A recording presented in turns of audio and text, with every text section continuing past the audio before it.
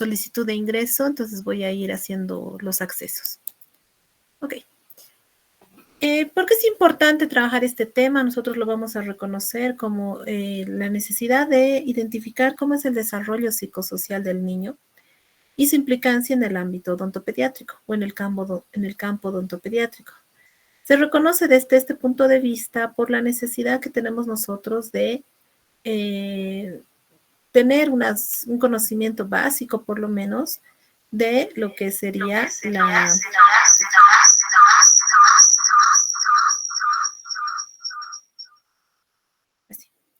de lo que ¿me escuchan bien? Hola. Ok, gracias.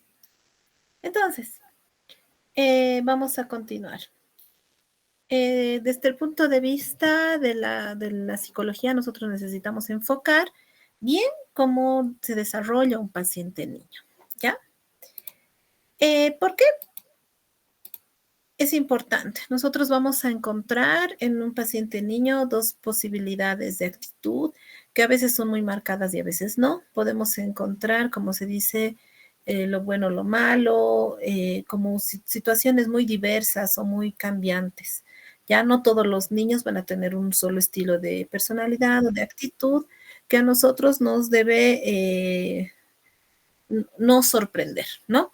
No debe sorprendernos esa situación que cuando están en un proceso de desarrollo, el niño va a tener ciertas actitudes y ciertas respuestas hacia su entorno que van a estar enfocadas a su desarrollo. Entonces, lo primero que nosotros debemos enfocar es las características generales del desarrollo de un paciente niño. ¿Cómo ocurren estas características? ¿Qué es lo que sucede? ¿A qué se debe esas características del desarrollo en que se rige? Los que ya han pasado en la clínica ya tienen más o menos una experiencia muy cercana de lo que es la atención al paciente niño. Hay pacientes que pueden tener la misma edad, que pueden pertenecer a la misma familia, pero tienen diferente personalidad. Y eso nos enfoca mucho al hecho de que mientras más pequeños sean los niños, más puede ser la interacción con la odontopediatría desde el punto de vista de que es una situación invasiva, que no siempre es indolora y que por lo tanto puede provocar ciertas reacciones, especialmente de defensa, que rechazan una situación de comunicación sencilla. ¿Ya?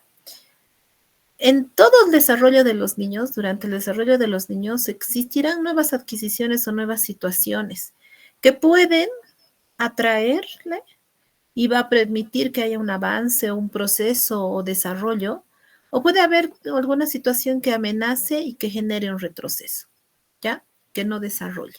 Lo que sucede generalmente en los jardines de niños, en los parvularios, en los nidos, donde necesitan que el niño interactúe, socialice, vaya cambiando de ambiente para que vaya madurando y vaya avanzando, ¿no? En su desarrollo.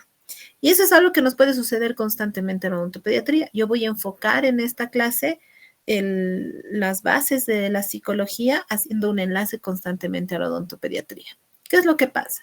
Pueden existir ciertas situaciones en la situación de la clínica, la situación odontológica, que atraen al niño a que vaya a desarrollar, que aprenda un aprendizaje relacionado cómo se curan los dientes, qué son los dientes, qué es el instrumental, ¿no? Y de por sí va un proceso de desarrollo y va adelante. Como puede haber situaciones que amenazan y ocasionan un retroceso, que es una negación, que no quiere saber, que no quiere ver, que está totalmente enfocado en rechazar la situación, ¿no? Y retrocede en ese desarrollo. Y la consulta odontopediátrica genera ambas situaciones, que pueden atraer o que amenazan. Pero ahí va mucho de entender que nosotros somos agentes directos que pueden influenciar en esta situación. El hecho que se introducen los conceptos de la neofilia y la neofobia. La neofilia es querer cambiar y la neofobia es temor a los cambios. Mientras más pequeño es el niño, va a depender mucho cómo está su desarrollo para ver si se anima a experimentar nuevas situaciones. Mientras más pequeño es, se dice que mayor temor a los cambios pueden tener. Y a partir de la interacción que tienen con otro grupo social o con otros pares en su misma edad, empieza la neofilia, el de querer cambiar. aunque él puede retroceder, ¿no? No, no quiero ir a la escuela, quiero volver a la casa, prefiero quedarme como bebé con mi mamá, o la situación, ¿no? No quiero algo nuevo, quiero quedarme en casa y mientras más los estímulos no estén bien explicados, bien introducidos en su ambiente, eso puede crear una neofobia. El desarrollo de todo niño se enlaza o se puede resumir, no resumir, pero se puede agrupar en estos dos puntos. Existe un desarrollo motor y un desarrollo intelectual. El desarrollo motor se basa de manera positiva en la exploración del niño, desde el gateo, la movilidad que pueda tener, que pueda suceder ante cualquier independencia motora, caminar, gatear, correr, que también tiene del lado positivo esa exploración que va a ser de manera directa, pero el lado negativo puede ocasionar, se pueden dar traumas o accidentes. Ahí va, ¿no? La exploración es lo que quiere conocer, es el proceso y un accidente es el retroceso, ¿no? Si el niño estaba caminando y se cae y de repente ya no quiere pararse porque se tiene miedo a volver a caerse, ¿no? Como la bicicleta. Lo mismo, ¿no? Son situaciones que se pueden dar, que pueden o no generar un avance, un retroceso. Todos tal vez hemos tenido esto de manera más, no sé si recordarán ustedes cuando eran niños, tal vez situaciones que sí querían aprender, no les iba bien, volvían, ya no se animaban, volvían a hacerlo, y es parte del aprendizaje, especialmente el desarrollo motor y la independencia. En cambio, en el desarrollo intelectual, generalmente es entender las situaciones o anticiparse a las situaciones futuras, que pueden darse con agrado o con preocupación. ¿Ya? Y ahí va mucho el entorno, cómo va trabajando la familia, especialmente con los niños, para ver cómo es que está esta situación dándose de manera positiva. ¿Ya? Si la situación futura va a ser, vas a ir al dentista, te va a pinchar, te va a sacar el diente, ahora vas a ver, ¿no? Una amenaza, o si tiene una mala imagen de la situación de ir al dentista, entonces esa anticipación se convierte en preocupación, que se traduce en temor. En cambio, si la situación futura no se presenta de manera amenazante, sino de una manera más cordial, más real, más sincera, que no siempre va de la mano de mentir o convertir la situación en un circo, pero sí de manera tranquila, agradable, presentar un ambiente acogedor, entonces se anticipa con agrado, ¿no? Se anima a ir. Yo veo a los niños que entran a la clínica y los niños que entran de lo más tranquilos, otros entran más curiosos, no falta el que entra con un poco de temor, pero van a identificar ustedes cómo los niños van a presentarse con diferente actitud dependiendo su desarrollo. La madurez y el aprendizaje los podemos dividir en estos dos puntos. El crecimiento, que es crecimiento generalmente corporal, se va a basar en datos cuantitativos, ¿ya? ¿Cuántos años tiene? ¿Cuánto pesa? ¿Cuánto mide? Se mide. En cambio, el desarrollo se basa en datos cualitativos, que puede ser menor, mayor, regular, que podemos tener nosotros en un desarrollo suficiente, insuficiente, y eso es lo que nosotros tenemos que aprender a identificar de manera coordinada para que esas capacidades que tiene el niño puedan ser mejoradas o puedan perfeccionarse en base a la aplicación de ciertas técnicas de manejo, ciertas situaciones que permitan al niño que vaya aprendiendo en el proceso de la atención odontológica. No se trata solamente de darle un regalo y que te doy un regalo y con eso estamos contentos y todos felices y ya me quieres. No, la capacidad del niño de entender está dada por la edad en la que se encuentra, saber cómo comunicarse, cómo explicarle, cómo trabajar. Y ustedes están constantemente trabajando con él, decirle, me ayudas, abre la boca, no, quédate quieto, muerde fuerte, ahora haz esto, haz el otro. Claro que tenemos una comunicación, yo he visto mucho más amena desde el momento en que están constantemente prestándoles sus celulares y están distraídos, ¿no? Es una técnica de manejo también, pero están aprendiendo y aprenden que si colaboran, si se sigue una rutina, pueden tener una atención odontológica, sale positivo, terminan con los dientes sanos o curados y pueden retirarse, ¿no? Es como por eso es el aprendizaje que hacen en la escuela. ¿no? La mamá lo deja, los padres lo dejan, se queda un par de horas, come, juega y ya vuelve la mamá, vuelven a la casa, ¿no? Esas rutinas que se van aprendiendo, el hecho de asistir al dentista, conocerlo de este niño, es parte de un aprendizaje, ¿ya? Pero para que el niño aprenda debe haber desarrollo de cierta madurez, pero la madurez no va de manera constante ni similar en todos los niños, ¿ya? Por lo tanto, el odontólogo debe identificar el grado de maduración de su paciente, independientemente de que pueden ser dos niños de 6 años, pero con diferente grado de maduración, porque no es una situación tan cronológica, ¿ya? Esta imagen es una imagen de hace muchos años, de cuando yo era estudiante en la facultad, y nosotros manejábamos ahí la técnica de modelado de manera mucho más directa, tal vez, ¿no? Que estaba la técnica de modelado para que el paciente vea, realmente conozca, más que dentro del decir, mostrar y hacer técnicas combinadas, cuál era el procedimiento, qué es lo que se hacía, cómo se hacía, y podríamos nosotros reconocer el interés, la curiosidad de los pacientes, ¿ya? Ahora, ¿qué es lo que va a tener el niño? El niño no siempre va a acceder de manera regular al tratamiento, no siempre va a tener la disponibilidad de aceptar. Y eso es algo que debemos nosotros reconocer, recordar, respetar, ¿ya? Pueden estar, mientras más pequeño es el niño, persisten conductas arcaicas, se conoce, que es que el niño ante situación de amenaza busca volver a una situación anterior, ¿no? Donde tal vez se sentía más protegido, que es el ejemplo de cuando el niño está en preescolar, que no quiere quedarse, ¿no? Prefiere irse, llora, prefiere volver. Y esa es una situación que se puede dar, y más aún en la área de la salud, porque son situaciones de amenaza. Otra situación son las conductas que no siempre son explicables o útiles, podrían decir, en un momento dado, pero preparan para un futuro desarrollo, ¿ya? Una cosa es el paciente que se niega a hablarte, que no quiere saber nada, y otra cosa es el paciente que te distrae, que quiere jugar, que quiere estar en otro lado, o que quiere comandar la situación y a veces no saben cómo manejar, porque tú dices, no, la niña no me ayuda o no llora, pero tampoco ayuda, quiere jugar, no se queda quieto. Entonces, todas esas situaciones son parte de las variaciones que existen en el desarrollo de todo niño, ¿ya?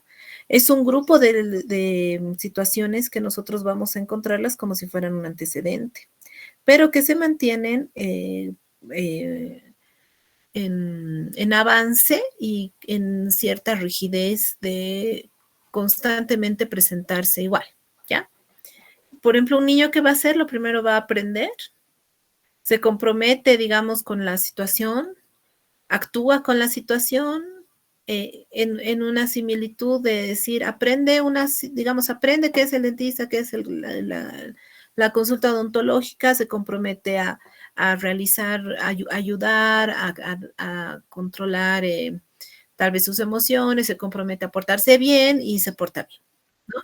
Pero esas son situaciones donde vamos aprendiendo ya otra cosa, ¿no? Se aprende a que si abre la boca, se le explica, para que el aprendizaje se explica, se compromete, actúa, abre la boca. Entonces, esto es así en el niño, tiene que aprender, comprometerse y actuar. Mucho hablan sobre el nuevo sistema o tipo de educación de los niños, donde se les debe hablar la crianza respetuosa.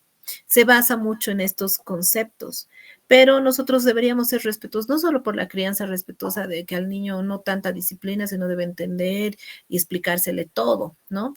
Hay situaciones muy específicas como en el área de la salud en la que yo tengo que tener este tipo de manejo. No es que le tengo que convencer, le tengo que explicar, tengo que tratar de que no se queden las dudas, porque se quedan las dudas, generan miedo. Puede ser un niño que a la mala se deje, pero va a tener una fobia terrible a volver a la situación, o no va a querer cuidarse los dientes, o más bien va a rechazar y niegan muchas veces dolor, no avisan, porque no han aprendido y no se han comprometido con la situación. Muchas de las fobias al dentista que se tienen en su generación, en mi generación, están basadas en eso, en no haber trabajado de manera adecuada esta etapa. Creo que ya he hecho todos los ingresos. Voy a seguir aplicando, haciendo admisiones, pero sin bajar la presentación, ¿ya? Si tuvieran alguna pregunta, me interrumpen. Si pasara algo con la conexión, por favor, también, para poder estar comunicados. Vamos a hablar sobre las áreas del desarrollo. Muchos investigadores en el tiempo han identificado o han clasificado las áreas del desarrollo de los niños de acuerdo a investigaciones propias que han realizado. ¿Ya? Tenemos una primera clasificación de las áreas del desarrollo que se basa en 4 grupos especiales, ¿ya? Una que es la conducta motora, que se basa sobre cómo desarrolla a nivel de movimientos y posturas. La otra es la conducta del lenguaje, que se basa en cómo va el niño ganando más experiencia para poder comunicarse, cómo se comunica desde el llanto hasta el lenguaje articulado, ¿ya? Porque el niño en su desarrollo adquiere el lenguaje. Tenemos la conducta adaptativa, que es reconocer los elementos significativos para poder incorporarlos en base a experiencias previas, que es el desarrollo de la inteligencia, ¿no? El hecho de la conducta adaptativa es tener ciertas cautela con el fuego, las alturas, la velocidad, ciertas situaciones como eh, un niño que va por la calle, que camina por la calle, conoce tal vez lo que es la diferencia por dónde van los autos a por dónde se debe caminar las aceras. Eso de adaptarse al entorno genera, incorpora experiencias previas de lo que se debe o no hacer y desarrolla la inteligencia. Tenemos la conducta personal social, que es la reacción hacia las personas y al mundo que los rodea, la sociabilización, ¿ya? Vamos a ver estos 4 grupos de conducta en base a cómo se han ido investigando. La primera, que es el área de conductas motrices, nosotros vamos a entender que se basan siempre de manera primaria en los sentidos, ¿ya?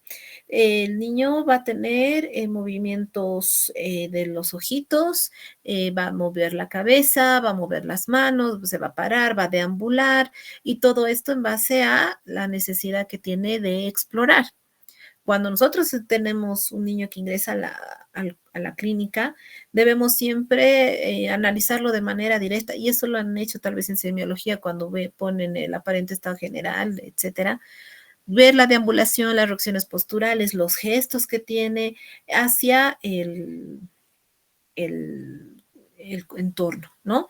Quieren jugar en el sillón, quieren tocar todo, caminan directo, caminan con cautela, ponen los bracitos por delante, se cubren los ojitos. Todo esto es desarrollar para que nosotros tengamos la posibilidad de identificar cualquier alteración que pudiera tener en el área motora. ¿Ya? Si yo le digo al niño, puedes sentarte, si es uno muy chiquitito, obviamente no me va a poder ayudar, hay que ayudarlo, pero de otra manera, la área de conductas motrices debería tener una deambulación firmeza, movimientos y respuestas y reflejos adecuados a la edad. Entonces, la capacidad armónica de crecimiento de un niño es indispensable para que éste pueda adaptarse, ¿ya? Yo necesito identificar tal vez alguna alteración en caso de que tuviera algún problema en el nivel de lo que es la deambulación, el andar y etcétera, ¿ya? Es imposible de reemplazar la conducta motora, tiene que explorar, tiene que caminar, tiene que realizar todo este enfoque de manera directa, ¿ya? En la conducta adaptativa, nosotros vamos a buscar desarrollar de manera breve, tal vez, lo que es la secuencia del desarrollo adaptativo según Piaget. Piaget es un investigador que ha trabajado en el desarrollo infantil por muchísimos años. Es antigua tal vez la teoría, pero sigue vigente, ¿ya? Piaget divide a los niños en 4 grupos. El de 0 a 24 meses hasta los 2 años, que lo identifica como la inteligencia sensomotriz, que es la conducta adaptativa, habíamos dicho que es el desarrollo de la inteligencia, en otras palabras. El pensamiento preoperacional, que va de los 2 a los 7 años, la edad preescolar. La de operaciones concretas o formales, que es la edad escolar, y la edad de pensamiento lógico, que es de 12 a más años, ¿no? Ya la adolescencia, la preadolescencia. Vamos a detener nosotros un desarrollo diferente de la inteligencia o de la adaptación dependiendo la edad. ¿Por qué? Porque va de la mano del desarrollo en general del niño, no solamente a nivel cronológico, sino de el aprendizaje. Vamos a empezar con la inteligencia sensomotriz. Se basa en la práctica de reflejos. El niño, cuando inicia su contacto con el entorno, cuando es bebé, va a tener un reflejo adecuado hacia sensaciones placenteras, las busca repetir. Es por esto que va a tener una coordinación inicial para buscar satisfacción en la sensación de los sentidos.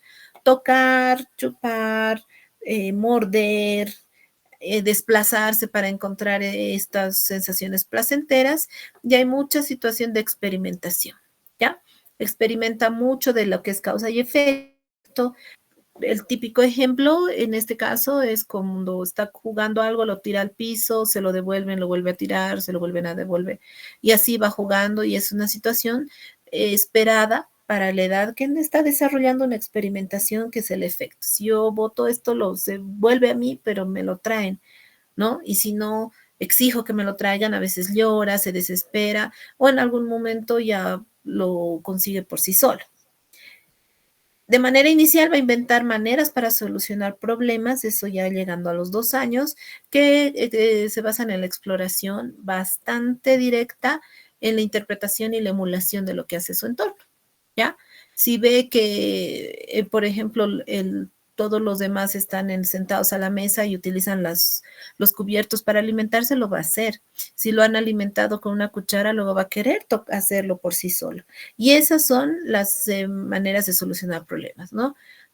Tanto con los cubiertos, con los juguetes, hasta para todos. Se quieren lavar solo los dientes, quieren tocar lo que toca la mamá. Y en este caso vamos a tener que la inteligencia se va desarrollando en base al reflejo y sensaciones placenteras. En el estadio preoperatorio, que se conoce como el estado preescolar, nosotros vamos a encontrar ya la aparición del lenguaje. Entonces ya estas conductas se modifican por la aparición del lenguaje y vamos a iniciar la socialización. Aquí vamos a tener mucha necesidad de que exista una relación afectiva con un entorno seguro, ¿no? La familia, los hermanos, o si ingresa a algún centro donde tenga algún contacto con niños de su edad, y todo esto modifican el hecho de aprender, ¿no? Y aquí empieza el aprendizaje por modelado, empieza el aprendizaje en grupo, empieza el aprendizaje jugando, a través del juego, donde dicen que el niño aprende jugando, ¿no? Porque es una sensación placentera que se le va a quedar del primer estadio y va a seguir repitiendo para poder empezar su desarrollo. Pero también en esta etapa aparece el egocentrismo, ¿ya? Donde nosotros vamos a tener una situación que el niño se vuelve muy el centro de todo, ¿ya? Y necesita ser adulado, consentido, y de alguna manera, dentro de su ideal de juego, va a tener cero objetividad, ¿no? O sea, no están claras las consecuencias, no están claras las situaciones todavía, y eso lo va a ir aprendiendo después, ¿ya? En este egocentrismo nosotros vamos a tener un juego simbólico que se basa en la imaginación, la imitación, el asumir roles. Es como ese juego donde se ponen a imitar, empiezan a tener un animismo infantil, que es como la tendencia a concebir las cosas como vivas y dotadas de intenciones, ¿ya? Este animismo infantil nosotros lo usamos en esa edad de los niños. Cuando vemos y decimos, mira, aquí está la pieza de mano, ¿no? Es una abejita que te va a pinchar, ahí tienes una hormiguita, y que, ¿no? Entonces, como están en la edad del animismo infantil, van a creer el cuento o pueden involucrarse. Yo puedo utilizar esa herramienta para poder manejar a mi paciente. Pero tiene una edad tope, que son más o menos los 6, 7 años, ahora más. Si yo voy con el cuento del bichito a un niño de la clínica, no me va a creer en uno más grande, porque dice, no, o sea, ya tiene más lógica sus ideas, ¿no? Mientras más pequeños son, se utiliza mucho lo que son fábulas, juegos, cuentos. Me creen algunos todavía del ratón de los dientes, algunos todavía creen en algunas situaciones fantasiosas, y es lindo que el niño mantenga esa situación lo más que pueda, ¿no? Para que también comprenda la situación real. Está más adelantado en acto que en palabras, va a tener un mayor desarrollo en base a situaciones afectivas, y eso nos ayuda también al desarrollo de la inteligencia emocional. En la inteligencia emocional, digamos, hay niños que buscan abrazar a todos los otros niños y hay niños que no aceptan un abrazo fácilmente. Y hay otros niños que van a buscar abrazo en algunos, no en todos. Entonces ahí se va diferenciando y el aprendizaje de la relación y de la respuesta a la que deben dar. ¿Ya? Aquí lastimosamente cuando el egocentrismo gana, el niño se vuelve muy consentido y los padres ya no pueden controlar en muchos casos la situación. Yo siempre les digo, un niño pequeño al que yo dice, ¿qué me vas a dar? Yo he visto en la clínica, ¿qué me vas a dar? Sí, pero me voy a dejar curar, pero ¿qué me vas a dar? ¿No? Ya los manipulan o ya piden, exigen cosas. Eso es cuando el egocentrismo se ha mantenido y no se ha manejado de manera adecuada un cambio a la siguiente etapa, ¿ya? Mientras más va aprendiendo, va creciendo, como es hasta los 7 años, nosotros vamos a ver que el desarrollo motor va ayudando a que se desarrolle también esa inteligencia. Va a ir solucionando problemas de manera que puede generar estas construcciones con cubos, esta relación de mayor a menor, de grande a pequeño, chico, etcétera, para que tenga casi alrededor de los 5 o 6 años la posibilidad de tener ya no tanta intuición, sino lógica, ¿no? Este se conoce como el preescolar y la lógica y a partir de los 6 años, que coincide justo con el ingreso del niño al primero de primaria, donde ya empieza a trabajar números, formas de manera más específica, pero ya empieza a actuar de manera lógica, ya no es solo intuición ni juego. Y eso es importante que nosotros también dividamos, ¿no? Ustedes al año van a estar en integral niños y van a tener niños en esta etapa, ¿no? Tal vez de 4 o 5 años, donde tiene otro tipo de lenguaje que al que estamos trabajando nosotros ahora en la clínica por la edad que tienen. Hay 3 formas afectivas esenciales que se van a desarrollar en esta etapa, ¿ya? Primero es el desarrollo de los sentimientos. Entre las personas se van a dar afectos, simpatías y antipatías. Eres mi amigo, no eres mi amigo, me caes bien o no me caes bien.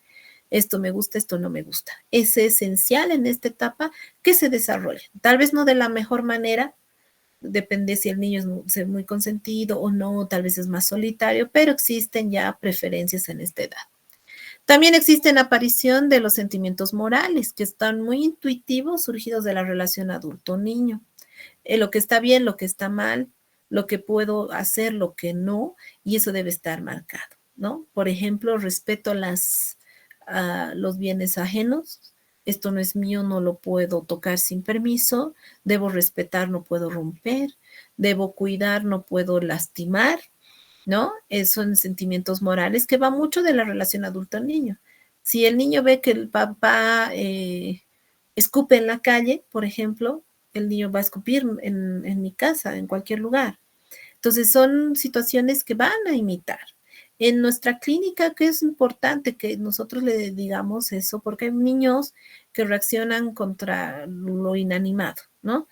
Contra el equipo, no lo cuidan, lo tocan, lo hacen caer, quieren travesear, y ahí tengo que decirle, no, no puedes tocar, pide permiso para tocar, y qué sé yo, con situaciones que se aprenden en la escuela, se aprenden en la casa, y nosotros siempre vamos a, tal vez necesariamente reforzar.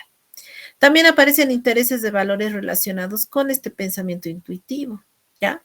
Y esto moviliza las reservas internas de fuerzas, contenerse para ciertas cosas.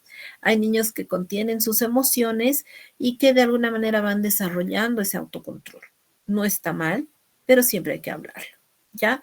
Es como decir, no, se deja todo, no dice nada. Es mucho más peligroso un niño que se deje todo y no diga nada, que no pregunte, que esté acostumbrado a ser muy pasivo, paciente, ¿no? Es preferible un niño que reaccione o yo siempre tengo que preguntarle, ¿no? ¿Está bien? ¿Molesta? ¿No? ¿Está tranquilo? Sí, para que él tenga la oportunidad de desarrollar su respuesta y decirme, no, si me duele o si me molesta o no sé. Algunos les preguntas, ¿te duele? Y te dicen, no sé, porque a veces no identifican bien a qué me estoy refiriendo con dolor o molestia, etcétera.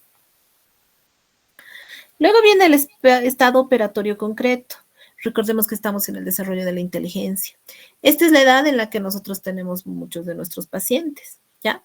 Aquí desaparece el lenguaje egocéntrico, ya debería tener una relación de grupo y la necesidad de adaptarse a otros ambientes está basada en respetar las reglas y el autocontrol, lo que decíamos que se va generando poco a poco. Deberíamos tener desarrollado el pensar antes de actuar y vamos a tener nosotros una situación más manejable, pero también que debemos adaptar aquí. ¿Ya? Si tenemos un niño en edad escolar, no lo puedo tratar así con la abejita o cosas muy fantasiosas. Hay niños que sí pueden jalar algún tiempo más, pero yo voy a tener bien claras estas situaciones. Ya lo que desarrollan de manera inicial las maestras es la parte aritmética, ¿no? Entonces yo tengo que manejar de alguna manera esto a mi favor para que yo pueda tener un adecuado manejo, ¿ya? Los tiempos los conocen, saben, pueden quedarse conmigo un buen tiempo sin sus papás, si los papás le generan confianza, etcétera, pero yo necesito que el paciente entienda el proceso, sepa qué va a hacer o qué va a recibir.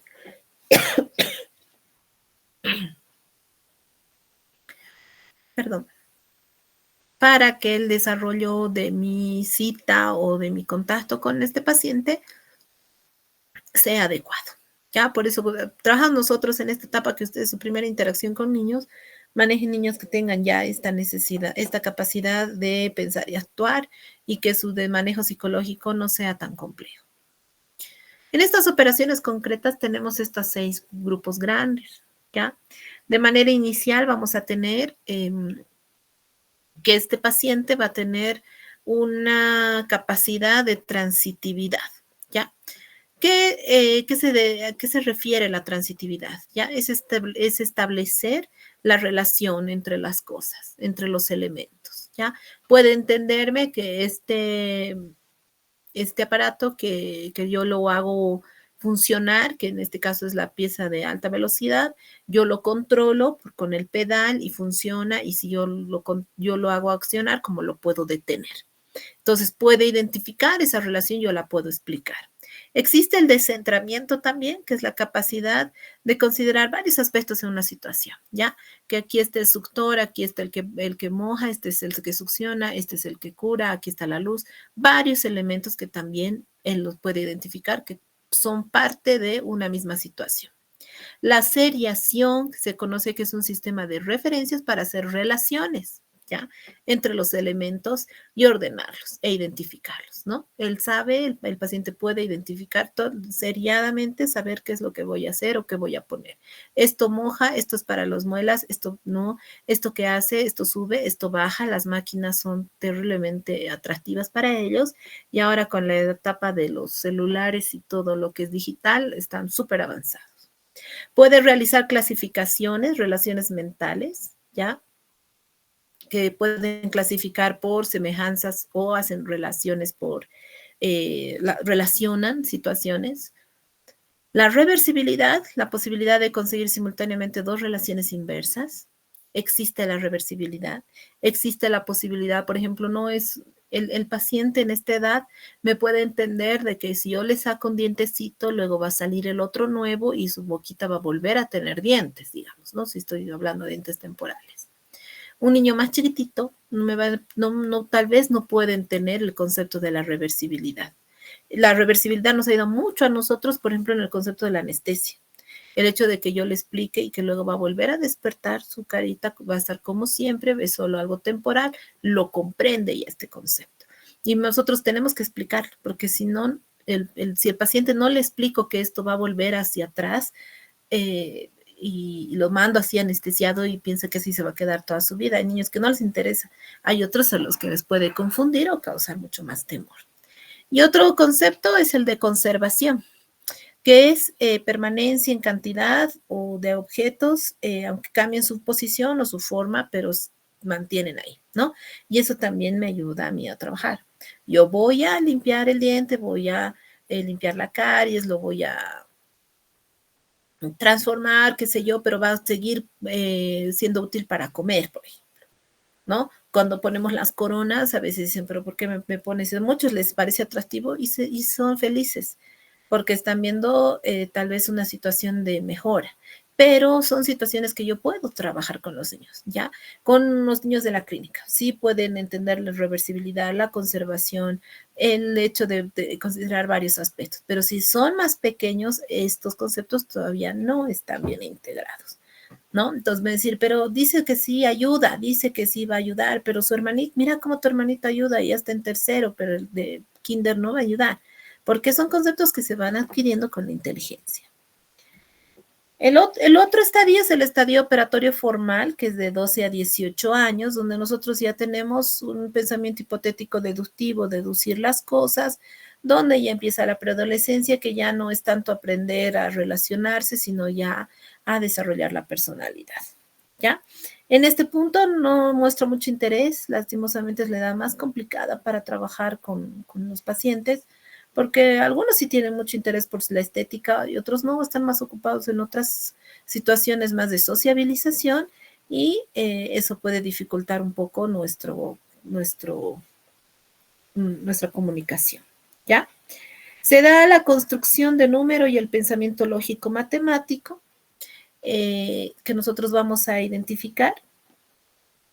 Existe cuando son muy pequeños, por ejemplo, ¿no? Esta es una comparación, cuando son muy chiquititos existe una abstracción empírica, es decir, aprende a través de manipular el objeto y nosotros vamos a tener ese ejemplo en los niños cuando se les deja jugar a veces, o se le dice, mira, toca eso así, a ver, esto es, mira el agua, mira el suctor, ayúdame y se puede, ¿no? El pensamiento lógico matemático, como les decía, ya es la posibilidad de clasificar, tener orden, poner ya una abstracción reflexiva, ¿ya? Cada niño lo integra de manera entendiendo para qué, por qué, cómo, ¿ya? No es solamente el juego. Y el conocimiento social convencional se construye a través de la relación social, ¿ya? No es arbitrario, sino siempre va a ser en base a las preferencias. Y ahí es donde empiezan a ser grupos, afinidades y preferencias específicas. En el área del lenguaje, nosotros vamos a ir ahora a otra de las áreas, vamos a identificar estos elementos, ¿ya? Primeramente vamos a tener dos actores, el comunicador y el receptor. El comunicador de etapa inicial va a tener un concepto diseñado o elaborado en la etapa psicológica. En la etapa fisiológica, a través de los órganos del lenguaje, va a permitir que ese concepto se desarrolle al entorno, va a hablar, y en la etapa física se da el mensaje por movimientos de aire, ¿no? Va a salir el mensaje y el receptor va a tener igual una etapa física, que es a través del sentido del oído, la etapa fisiológica, que es la transmisión del oído al cerebro, y la etapa psicológica, que es la interpretación del sistema nervioso central del concepto. Todo este lenguaje va a demorar también en el desarrollo del niño. No es un lenguaje directo. Nosotros en la etapa preescolar lo estamos afianzando, lo estamos controlando. Y hay que ver que tampoco es posible que recepcione de manera adecuada todo lo que el comunicador va a emitir. ¿Ya? El desarrollo, por ejemplo, del habla, se diferencia el habla en desarrollo y crecimiento. ¿Ya? El desarrollo puede ser vago, indistinto o fortuito en muchos casos, pero el crecimiento debe ser claro, debe ser distinto y controlado. Ya habíamos visto que el desarrollo es cualitativo y el crecimiento es cuantitativo, ¿ya? Cuando me dice, está hablando, sí, me habla, pero que se entienda lo que habla, es claridad. Que me diga cualquier palabra, cualquier cosa, cuando, digamos, estamos almorzando y me hable del perro, es algo indistinto. Otra cosa es distinto que me diga cuchara. Que sea fortuito, en cualquier momento salen las primeras palabras, a que sea controlado cuando se le responda una pregunta. Entonces, como ven, en el crecimiento es algo ya más desarrollado y evolucionado en la edad del paciente. Nosotros tenemos que entrar en esta etapa de crecimiento del lenguaje. Entonces, ¿cómo debe ser el desarrollo del lenguaje? ¿Qué tarea se debe dar? Tenemos que tener comprensión del lenguaje de los demás, la pronunciación adecuada de las palabras, la construcción de un vocabulario y la combinación de palabras en oraciones. Mientras más pequeño es el niño, puede ser esto es una construcción, donde yo no voy a tener algo de manera directa. Puede ser un niño más pequeño, por ejemplo, de 6 años, que tenga alguna alteración en pronunciar algunas palabras y que necesite construir todavía su vocabulario. Y por lo mismo, en la construcción de vocabulario, yo tengo que saber admitir las palabras adecuadas para manejar a mis pacientes. ¿Ya? En el área de la conducta personal social, que es la última área, nosotros vamos a ver que se da la evolución de un individuo a una persona donde se basa en la socialización. ¿Ya?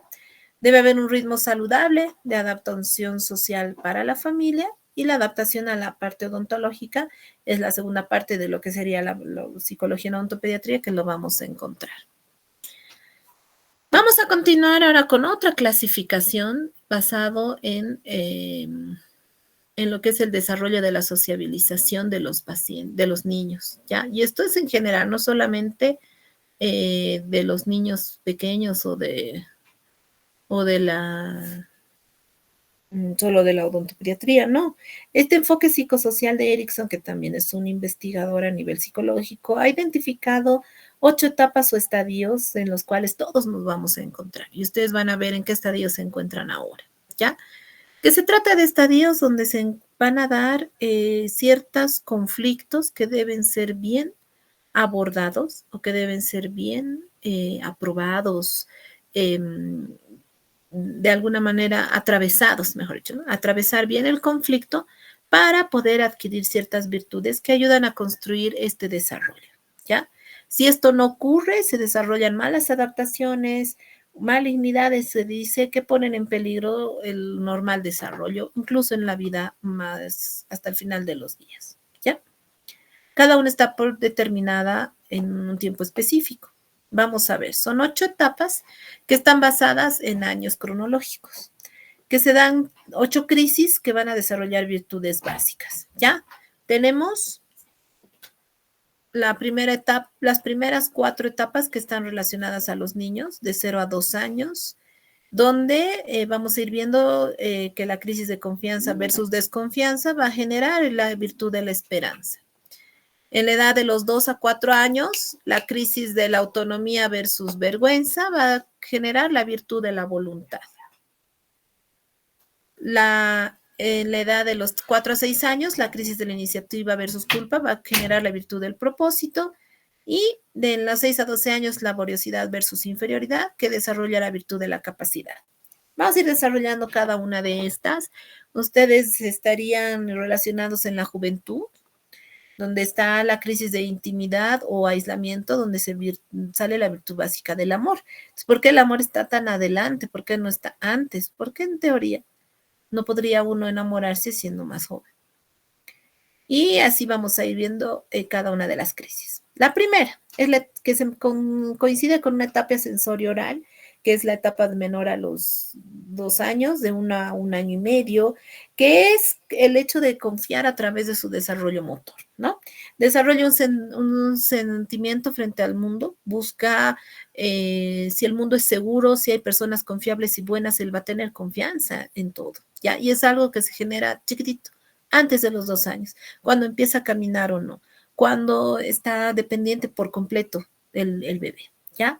Si los padres son desconfiados, si hay un rechazo hacia el niño, desarrolla cierta desconfianza a su entorno y el niño se vuelve aprensivo, suspicaz, se dice que genera conductas paranoides o depresivas por el rechazo.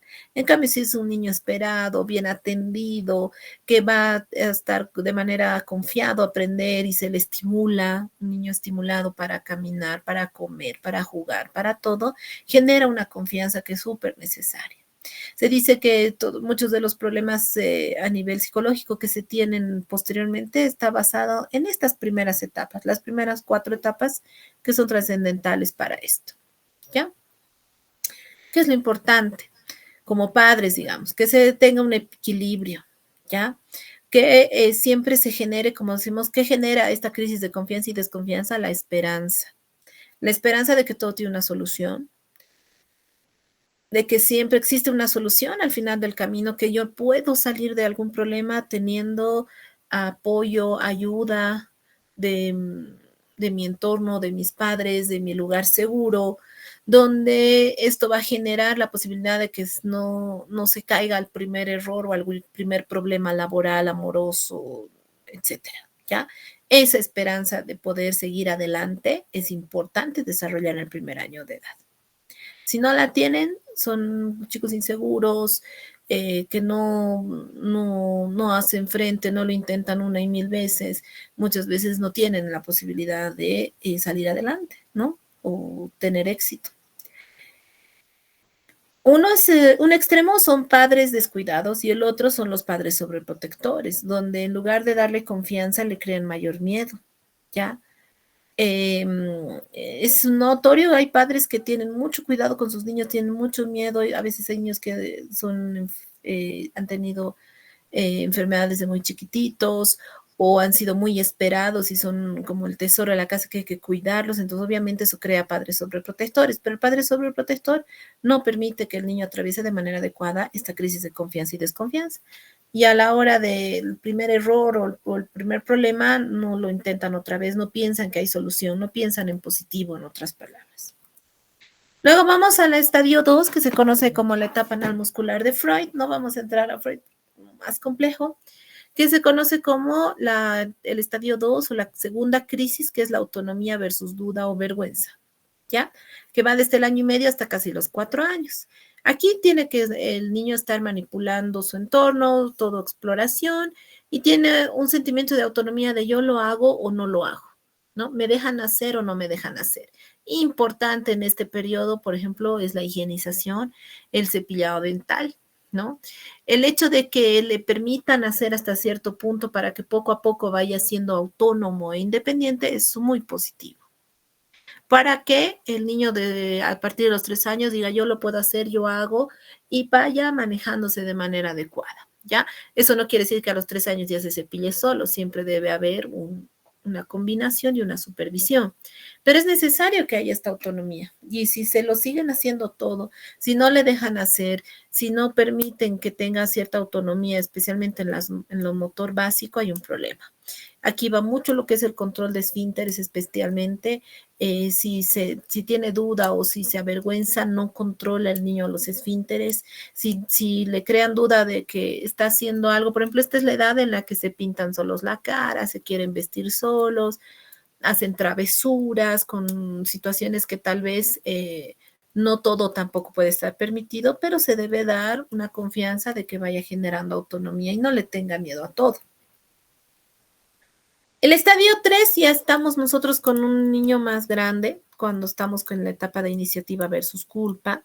Este estadio, que se conoce como la edad del juego, que puede ser desde los 3 hasta los 6 años, se basa en tener iniciativa para hacer algo, desarrollar generalmente juegos, relaciones, acciones que deben ser fomentadas, que el niño tenga iniciativas y que no le genere culpa el tratar de tener una nueva idea, ¿no? Como decir, no, usted no opina, usted no piensa o no se debe hacer así. No significa que deben, es la edad en que pueden generar ideas o empezar travesuras, no malintencionadas, pero tampoco son producto de la autonomía, ¿no? Una cosa es que un niño quiera empezar a jugar con, no sé, con el teléfono y empieza a tocar todo por ser más autónomo, no sé, en prender la televisión tal vez, ¿no? Pero en este estadio ya es una situación de juego.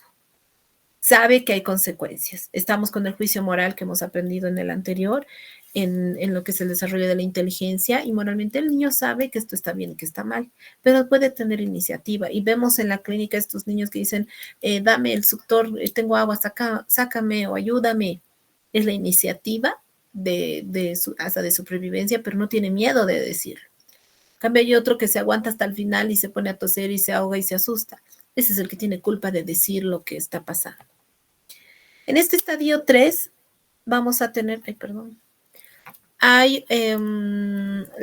problema en este es que como se corta mucho a veces, no se les permite tener iniciativa, se les crea culpa y a veces en la escuela y genera culpa del hecho de que no se hace así, no debe ser así, siempre limitar las etapas iniciales y es una situación de culpa exagerada, soy malo, no puedo hacer eso, no, yo soy malo, eso está mal. Está bien que sepan lo bueno y lo malo, pero no puede tenerse un constante freno, ¿ya?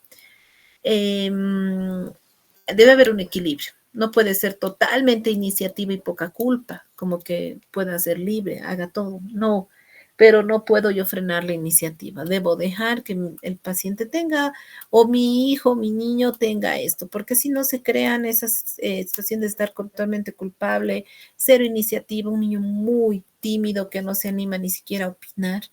Y eso es porque el estadio 3 no ha sido bien atravesado. Luego vamos con el estadio 4, que es la industriosidad versus inferioridad, que es la etapa de los niños que vienen a la clínica. donde están en la escuela y vamos a tener nosotros una competencia constante en la que se encuentran después para toda la vida, ¿no? El hecho de aprobar, lo que dice escolaridad, laboriosidad, industriosidad, es salir adelante, ganarse la nota, aprobarla, aprobar, pasar. Eso muchas veces se frena el hecho de que no se le estimule a ser buen alumno, a sacar buena nota, a aprobar, a que tenga lo mejor y que lo haga bien, ¿no? Cuando no se le da la situación de que lo haces bien o lo haces mal, muchas veces los niños son el peor alumno del curso y se quedan así con esa idea, entonces no atraviesan esto. Deberá, en este caso, tener mucho cuidado ustedes de no denigrar al niño, ya de decir, no, o sea, puedo hacer comparaciones sutiles, ¿no? Miren aquí, estamos en esta fila, a que le ganamos al compañero de allá, al niño de allá, y nosotros terminamos antes el trabajo. Le estoy ayudando a ser industrioso y decir, hemos ganado hoy día. Les encanta eso. Yo le estoy ayudando a mejorar y salir siempre adelante. Eso es necesario. Nosotros cuando decimos tienen que aprobar, no es como que, no importa, ya no he aprobado la materia, voy a aprobar después, o estoy buscando aprobar como sea, como puede, es una industriosidad baja. En cambio, una situación mucho más alentadora es aprobarlo bien, sacar buena nota, hacerlo antes, hacerlo en tiempo, y eso es parte de este estadio. Si el entorno lo anima, concreta bien las tareas académicas y sociales. Si no, hay una sensación de inferioridad, de incompetencia, inutilidad. Y en esta etapa, si no es capaz de hacerlo solo, tiene muchos problemas a nivel escolar, por ejemplo, ¿no? Es como tienes tarea, hazla sola. Si yo se lo hago su tarea, si yo digo, no, mi hijo no puede, yo se lo voy a hacer, le estoy dando una situación de incompetencia, ¿no? Inferioridad. Y tiene que hacerlo solo. Para eso son los requerimientos de que reconozca la necesidad de superarse. El estadio 5 es la identidad versus la difusión de la personalidad, que es de la pubertad a los 18 años. Generalmente lo han tenido como esta imagen de la independencia de lo querer lograr identidad, lograr identificarse con algún grupo, evitar confusión de roles. Aquí hay que tener mucho cuidado por estos ritos de iniciación que transportan del niño al adulto, donde vamos a tener un paciente que busca una identidad, ¿no? Y grupo social, y digamos, ser futbolista, ser músico o alguna situación que lo identifique hasta por el gusto de las materias, y ahí empiezan las afinidades. Si hay mucha difusión, si no le gusta nada y no tiene la colaboración de identificar gustos y elementos, puede empezar a probar de todo un poco y al no encontrar éxito, empezar a fracasar y no se atraviesa bien esto, ¿no? Puede ser, ¿no? A la edad de los 12 años yo era del chico que tenía mi peinado así como el de la foto y todos teníamos ese peinado y yo me identifiqué con eso porque yo también era, no sé, este estilo. Es necesario, ¿ya? El problema es que puede generarse fanatismos y cuando hay falta de identidad hay una tendencia al repudio. Quiere decir que todo es malo, no le gusta nada. Digamos, no le gustan los rojos, los verdes ni los amarillos, no le parece nada, todo es malo. Entonces ahí se crean esos adolescentes con una rebeldía de que están aburridos de todo, que no encuentran algo que les llame la atención o les interese. Y es muy complicado atravesar de manera mala esta crisis, ¿ya? El éxito en esta etapa, la virtud es la fidelidad, la lealtad a un grupo social, a un grupo de amigos, la habilidad de poder vivir en sociedad, contribuyendo con un adecuado desarrollo social en esta edad. ¿Cómo podemos resumir? En la primera etapa, la confianza versus desconfianza, la conciencia y la inconsciencia. La autonomía versus vergüenza es la crisis del que empieza a caminar, si le dejan que camine o si le estimulan que camine, que se caiga, no importa, pero que siga adelante. Tenemos la iniciativa versus culpa, son las exploraciones donde se fijan límites y se aprende lo que está permitido y no está permitido. En la productividad versus inferioridad se reconoce el propósito, necesita ser evaluado, pero se puede desarrollar el complejo de inferioridad.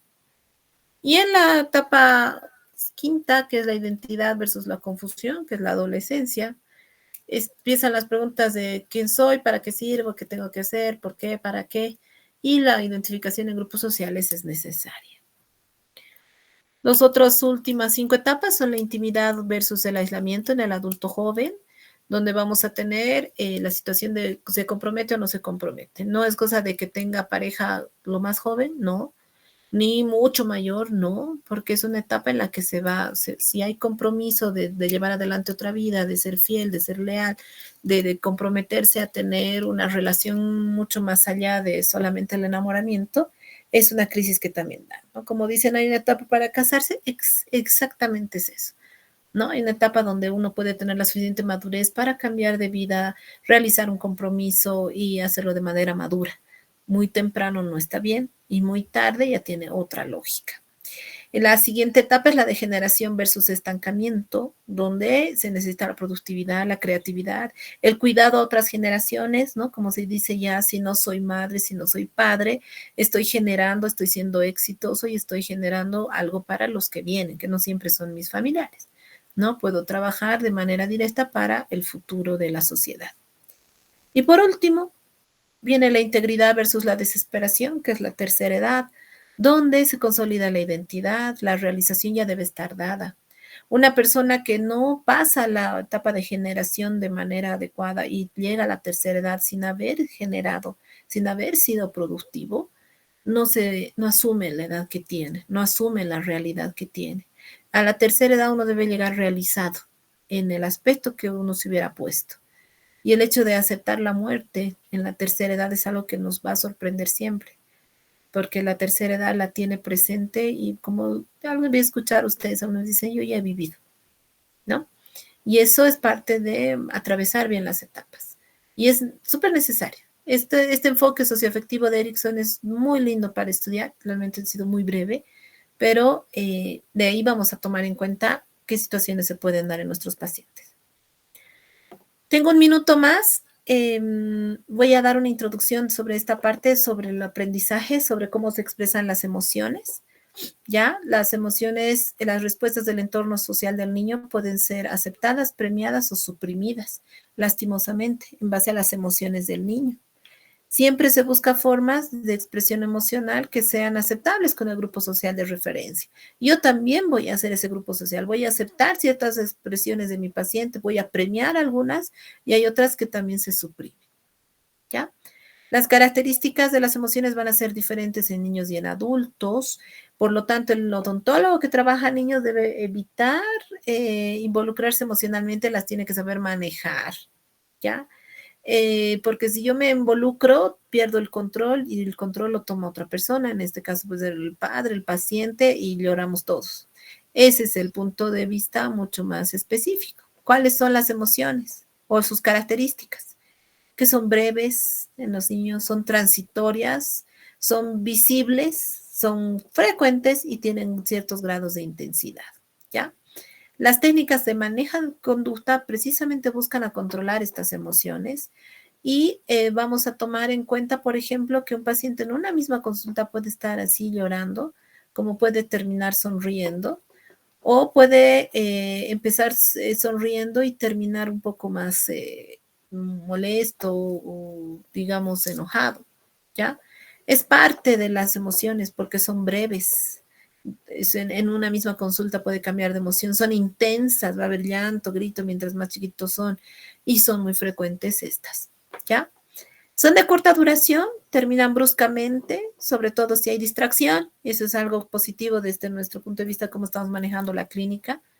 El niño se puede desahogar en breve plazo y a medida que conoce la restricción, ya deja de hacerlo más, ¿no? Y hay que precisamente suprimir en su momento algunas, explicándoles para que nosotros no tengamos crisis bruscas, pero que si se den sean cortas. Identificar, o sea, no puede un niño estar llorando toda la cita, no, es breve, ya puedes llorar, vamos a explicar, vamos a manejar, nos vamos a entender, qué sé yo, pero no puede ser que esté que mantenga eso yo tengo que suprimir. O sea, ¿sí puede llorar? Sí, es como en la vacuna, por eso está aquí esta imagen, ¿no?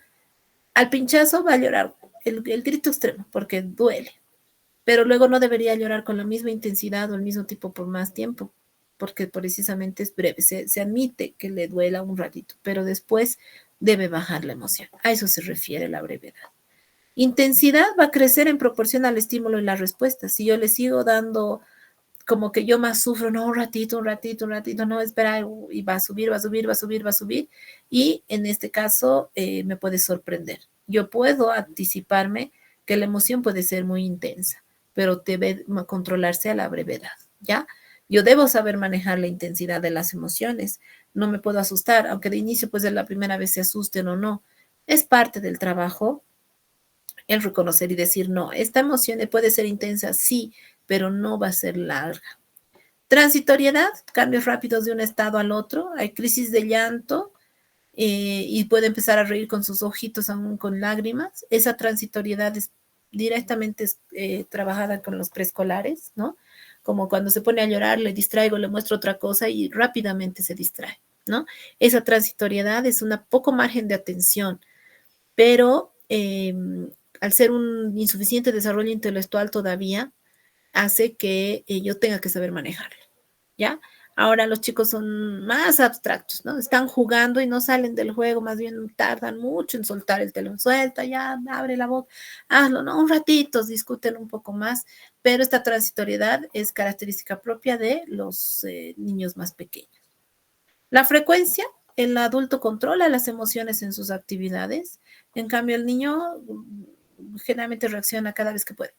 Mientras más chiquitito, mucho más adelante, ¿no?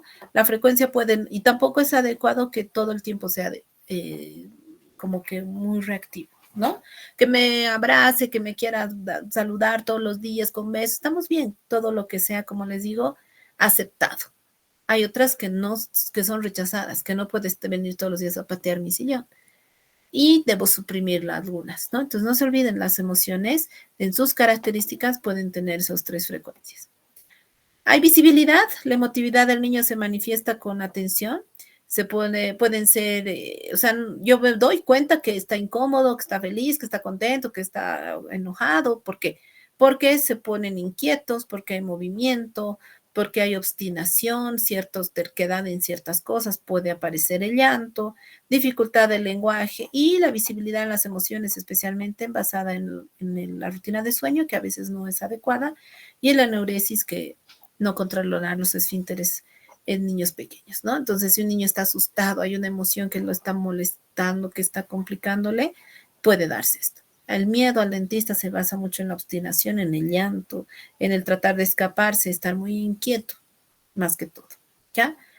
A medida que van desarrollando los niños, estas emociones cambian de fuerza y forma. Por lo tanto, a medida que el niño crece, se modifica la manifestación emocional. Entonces, me voy a quedar aquí. Las emociones del niño pequeño. Si quiere decir algo, lo va a decir inmediatamente, no lo piensa. Recuerden que mientras más chiquito es, no piensa y luego actúa. Actúa primero, actúa de manera directa.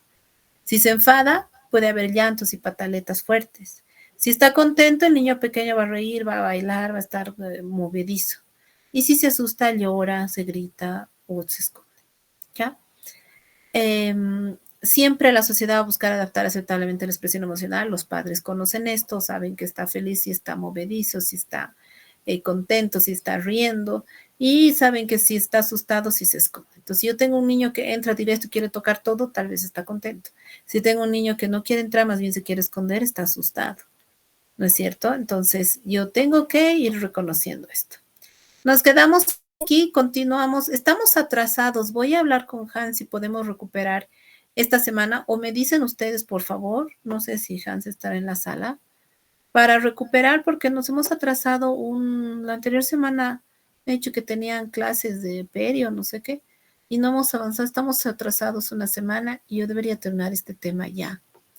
No sé si podríamos hacer clase el miércoles. Voy a coordinar con Hans para poder continuar, si no, otra noche. ¿Ok? No sé si tienen alguna pregunta.